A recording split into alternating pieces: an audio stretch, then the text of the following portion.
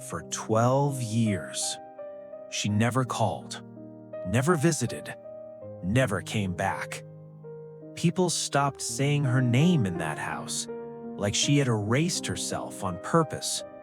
And when her mother died, everyone asked the same question. What kind of daughter just disappears like that? But the truth was never in the silence. It was hidden in something no one wanted to see. Emily left home when she was 18. No goodbye, no explanation, no note on the table, just an empty room, and a mother who told everyone the same thing. She needed space. She'll come back. It's just a phase.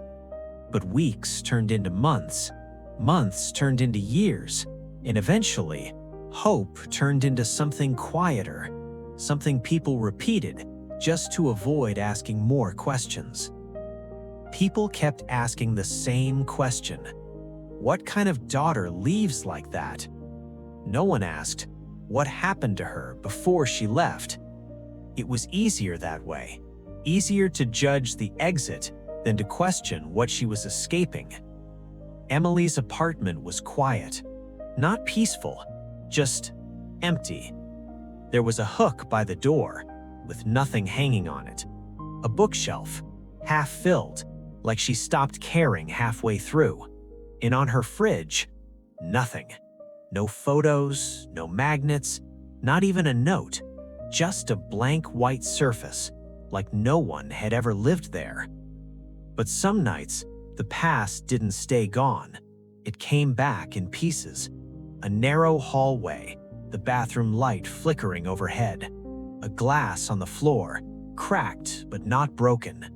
She remembers staring at it because it felt safer than looking up. Behind the door, her father's voice, low, controlled, the kind of quiet that meant something was wrong. And her mother's voice, smaller than she had ever heard it. Emily didn't move because she knew the moment the floor creaked, he would know she was there. Years passed, 12 of them, without a single call, until one morning, her phone rang. Unknown number. She stared at it, let it ring once, twice, 3 times. Something in her chest tightened. She answered. Hello? A pause, then a voice, soft, careful. Is this Emily? Yes. Another pause. I'm calling about your mother. Silence. I'm sorry. She passed away this morning. Emily didn't cry, didn't ask questions, didn't say anything at all. She just sat there, holding the phone, listening to the silence after the call ended. And for the first time in years, she felt something she didn't expect. Not sadness, not grief, just weight. The funeral was small, gray sky, cold air, the kind of day where everything feels muted. Emily stood outside for a long time before going in, watching people enter, people who stayed, people who never left. When she finally stepped inside, the whispers started immediately. That's her. She came back after 12 years? No one said it directly, but she could feel it. Judgment, curiosity, distance. Then she saw the coffin, and everything else disappeared. The room, the voices, the years, all of it collapsed into one moment, one image, one truth. She had stayed away longer than she ever imagined. After the service, as people slowly began to leave, an older woman approached her, short, thin, her hands slightly trembling, not from age, but from something else. She kept adjusting the same ring on her finger as she spoke. I was your mother's neighbor, she said quietly. I brought her groceries sometimes. A pause. She didn't like asking for help. Then she reached into her bag. There's something she wanted you to have. Emily looked at it. A sealed envelope, slightly worn, edges softened with time. Her name written in her mother's handwriting she hadn't seen in 12 years. Her fingers tightened slightly. Part of her wanted to leave, to walk away again, like she always did, but something stopped her. She opened the envelope slowly, carefully, like whatever was inside could break something. Inside, a folded letter and a photograph. She picked up the photo first. Old, faded, the colors slightly washed. At first glance, it looked normal, just a moment inside their house. But then, her breathing changed, because the angle was wrong. It wasn't taken openly, it was taken from a distance, through a doorway, partially hidden, like someone was watching something they weren't supposed to see. Emily flipped the photo over, her breath caught. There was a date written on the back, in her mother's handwriting. The same night she left, not the week, not the month, the exact night, which meant her mother knew from the very beginning. Her chest tightened. Her fingers froze around the edges.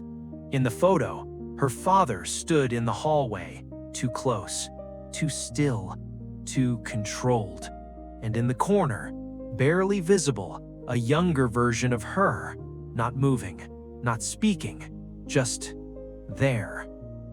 Emily's vision blurred slightly, not from tears, from recognition, because suddenly, it wasn't just a photo anymore. It was a memory, one she had buried so deep, she convinced herself it wasn't real. Her hands moved to the letter, unfolding it slower now, as if delaying the inevitable. Her eyes scanned the first line and stopped. "I know why you left." Everything inside her went quiet. No thoughts, no movement, just those words. Again, "I know why you left." She read further. "I saw it. I saw more than you think." Her breath caught. "I didn't stop it. I told myself it wasn't what it looked like. I chose silence because I was afraid." A pause between every line. "I failed you." Tears came quietly. No sound, no shaking, just a slow release. The kind that comes after holding something in for too long. "For years, I thought you hated me," the letter continued. "But now I understand. You weren't running away from me. You were surviving." Emily lowered the letter slowly, her hands no longer shaking, just still. 12 years of silence, of distance, of being misunderstood, and the truth had existed the entire time, unspoken, hidden, locked away. The room felt distant, muted, like everything around her had softened. People were still talking, moving, leaving, but she wasn't there anymore. She was somewhere between the past and the moment she finally understood it. Sometimes, people don't leave because they don't care. They leave because staying would have broken them completely.